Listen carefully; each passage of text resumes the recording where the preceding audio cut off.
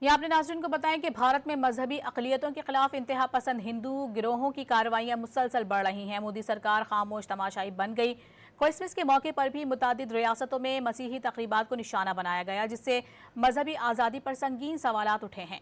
انتہا پسند عناصر نے متعدد مقامات پر گرجا گھروں اور اسکولوں میں داخل ہو کر کرسمس کی سجاوٹ تباہ کی اور دھمکیاں دیں۔ تقریبات تک روک دی گئیں۔ بھارت میں کوئی اقلیت محفوظ نہیں، خصوصاً مسیحی اور مسلم برادری انتہا پسند جتھوں کے نشانے پر آ گئی۔ ہندوتوا نظریہ سر چڑھ کر بولنے لگا۔ ہر گزرتے دن مذہبی تعصب اور ہراسانی کے واقعات بڑھ رہے ہیں۔ انتہا پسندی کی شدت کا اندازہ کرسمس کے موقع پر ہونے والے واقعات سے لگایا جا سکتا ہے۔ بجرنگ دل کے انتہا پسند جتھوں کو کھلا لائسنس دے دیا گیا۔ مسیحی برادری کے لیے خوشیوں بھرا تہوار خوف اور اذیت کا باعث بنا دیا گیا۔ کرسمس کی تقریبات پر بے دھڑک ہو کر حملے کیے گئے، سجاوٹیں توڑ ڈالی گئیں۔ دیدہ دلیری کا یہ عالم تھا کہ انتہا پسند گرجا گھروں میں گھس گئے۔ وہاں کرسمس کی خوشیاں منانے والوں کو کھلی دھمکیاں دی گئیں۔ شاپنگ مالز، عیسائی آبادیوں اور دیگر مقامات پر مسیحی برادری کی جانب سے لگائے جانے والے کرسمس ٹری اور سجاوٹیں تباہ کر دی گئیں۔ مدھیہ پردیش کے ایک چرچ کے باہر توڑ پھوڑ کی گئی اور خوشیاں مناتے مسیحی افراد کو ہراساں کرنے کے لیے غنڈوں نے انتہا پسندی پر مبنی دھمکی آمیز نعرے لگائے۔